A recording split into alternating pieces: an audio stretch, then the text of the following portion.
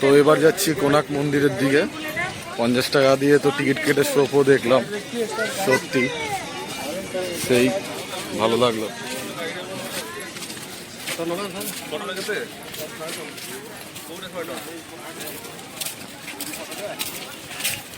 কোনাক মন্দিরের দিকে ticket counter দিয়ে, ওই যে ঢুকেই বা দিকে দেখছেন ওদিকেই হলো টিকিট কাউন্টার। টিকিট কাউন্টারে টিকিট নিয়ে তারপর ঢুকতে হবে। ঠিক আছে, চলো টিকিট কাউন্টারও যাচ্ছি, সেটাও দেখাবো। কাউন্টারে তো টিকিট কেটে ফেললাম দুজনের, দুটো 40 টাকা করে। আর ফরেনারদের আছে 800 টাকা করে টিকিট, মানে বিদেশদের যদি আসে খবর আছে। আর 14 বছরের বাচ্চাদের নিচে টিকিট কোনো লাগে না, মোটামুটি 14 বছর উপরে বাচ্চারা টিকিট লাগবে। তাহলে এইদিকে একদিকে ঠিক আছে, 14 বছর মানে তো অ্যাডাল্টই হয়ে গেল। আর কি বলবো, 18 বছর ঘোষিত করছে, সেখানে 14 বছর অ্যাডাল্ট। তো টিকিট নিয়ে যাব, ওটাও দেখাচ্ছি। হাঁটতে হাঁটি করতে করতে পৌঁছে গেলাম কোনাক মন্দিরের সামনে। টিকিটটা দেবো, দিয়ে দেখবো, ভেতরে ঢুকবো, মজা নেবো। এটা হলো টিকিট কাউন্টার, দেখতেই পাচ্ছ। যেটাতে হোক ঢোকা যাবে মনে হয়, এটা দিয়ে ঢোকা যাবে কিনা না। ভেতরে ঢুকে প্রথম শোটা দেখুন, সিঁড়ি দিয়ে ওঠার আগে। ওয়াও, অমাই মূর্তিগুলো দেখেছেন? আরো সাথে থাকুন, পাশে থাকুন। তো ধাপগুলো বাবা, বিশাল বড় বড় এক একটা ধাপ।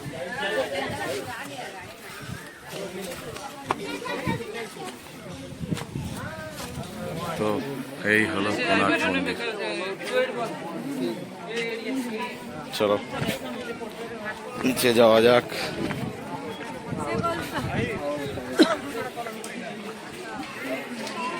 সাইড গুলো একটু দেখিয়ে দিই।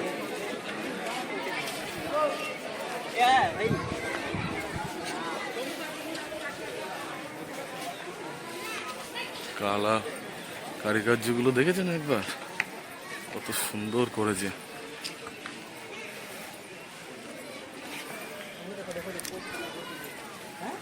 এখান থেকেও নামার সিঁড়ি, এখান থেকে ওঠার সিঁড়ি।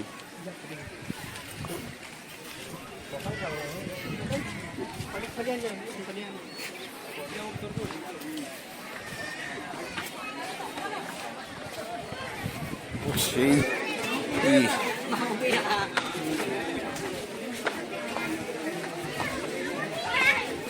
যারা মনে করবেন বয়স্ক লোকরা এসছেন, সিঁড়ি দিয়ে উঠতে পারছেন না মন্দিরের, কোনো অসুবিধা নেই। আপনারা এই সাইড দিয়ে, মন্দিরের এই সাইড দিয়ে সুন্দরভাবে ঘুরে ঘুরে এসে এখান থেকে দর্শন করতে পারবেন বা ঘুরতেও পারবেন। চলুন এবার মেন মন্দিরের দিকে যাব। এই যে সেই মন্দিরের ধ্বংস হওয়ার যে এইগুলো দিয়েছে, পুরো রয়েছে টুকরো, দেখুন।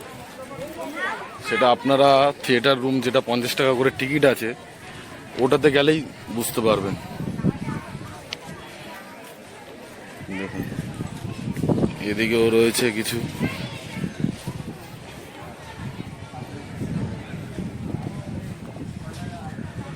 এদিকেও রয়েছে।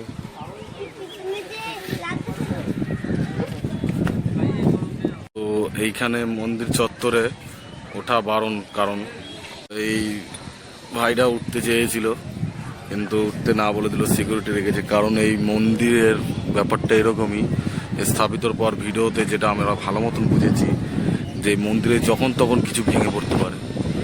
এর জন্যই মনে হয় রিস্ক নিচ্ছে না, কেন বুঝতেই পেরেছেন, এত বড় মন্দির যদি বাই চান্স একটু টুকরো কোনো মাথায় পড়ে, আশা করি তার আর মাথা ঠিক থাকবে না, আর মেন্টালিটিও ঠিক থাকবে না। এর জন্যই মনে হয় এটাই করেছে। এই যে মেন মন্দিরের এটা দেখছেন, এইখানেই মূর্তিটা স্থাপিত হয়েছিল। মূর্তিটা এখন নেই এই মুহূর্তে। তো ভেতরে যখন ঢুকতে দেবে না, আস্তে আস্তে করে বাইরের দিকে যাই। আর মন্দিরটাও ভিডিও করে দেখাবো আপনাদের চারপাশটা আমি।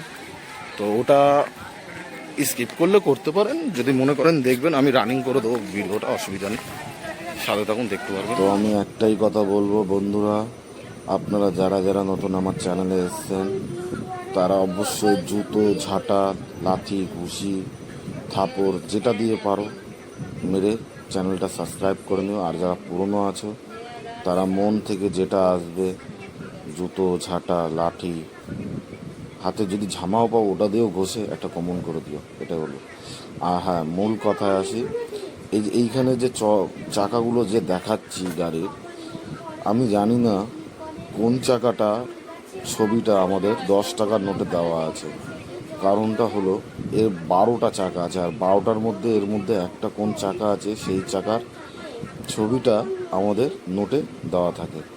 10 টাকার নোটে, আগের 10 টাকার নোটে যদি দেখবেন একটা চাকা দেওয়া থাকতো, এই কোনাক মন্দিরেরই চাকা দেওয়া থাকতো। আর এই দেখুন কারুকার্যগুলো ভেঙে ভেঙে পড়েছে, এটা সবে মাত্রই ভেঙে পড়েছে, বেশি দিনও হয়নি।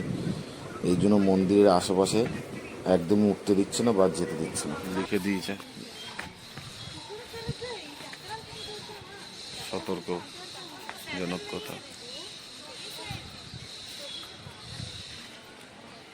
উঠলাম এখানে, মনে হয় আমাদের তরফ সিঁড়ি বানিয়েছে, দেখতেই পাচ্ছ উপরটার।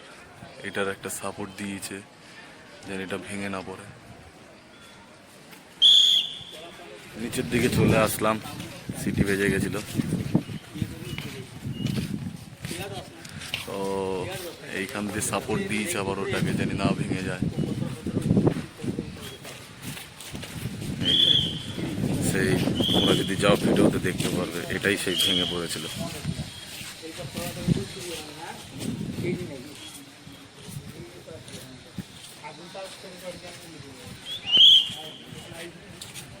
তো ওটাতেও যাবো, দেখাবো, সাথে থাকুন, দেখতে পারবেন সব কিছু। তো মন্দিরের কিছু ঠিকঠাক ভাবে নেই, কত কিছু নষ্ট হয়ে গেছে মন্দিরে, কত কিছু ভেঙে ভেঙে পড়েছে। দেখুন ছায়া দেবী টেম্পল, 1100 এডি থেকে 1200 এডি। এইটারও মন্দির আস্ত নেই, এটারও মন্দির আস্ত নেই। দেখুন কি অবস্থা, এটাও ভেঙে সব দিকে শেষ হয়ে গেছে। এটাতে ভেতরে ঢুকতে দিচ্ছে কেন? এটা অ্যাকচুয়ালি ছোট বলে, রিস্কটা কম বলে এই জন্য ভেতরে ঢুকতে দিয়েছে। আবার এর ভেতরে তালা মেরে রেখেছে, এখানে যাওয়া বারণ। কারিকার্য কত সুন্দর। ভেতরে একটা দেবীর মূর্তি রয়েছে শুধু।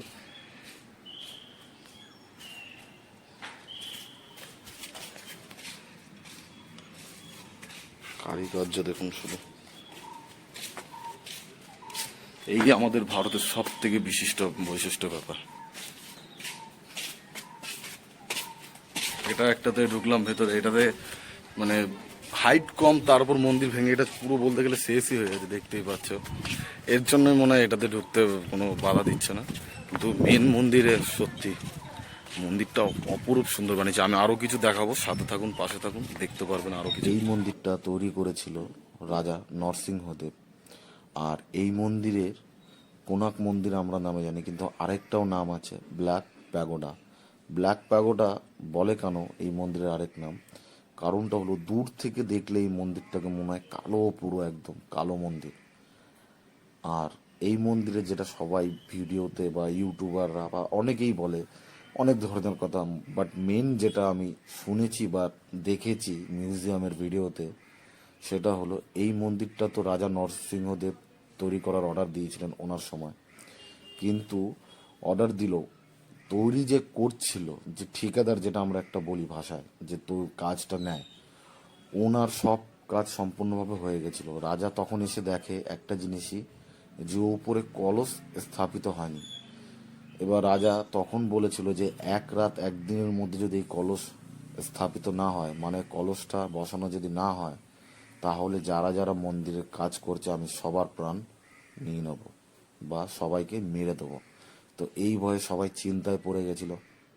তখন যে ঠিকাদার আছে তার ছেলে বাড়িতে এর একটা ছোট্ট দেখে মডেল বানিয়েছিল, সে ওই মডেলে কলসটাও বসিয়েছিল। তো সেই এসে যখন দেখে এরকম পরিস্থিতি, তখন সেই সবাইকে বলে যে আমি কলস প্রতিষ্ঠা করতে পারবো। তো সবাই বলে হ্যাঁ ঠিক আছে, যখন পারবে, যখন তুমি তাহলে করো। তো ও উপরে গিয়ে একাই কলস প্রতিষ্ঠা করতে পেরেছিল।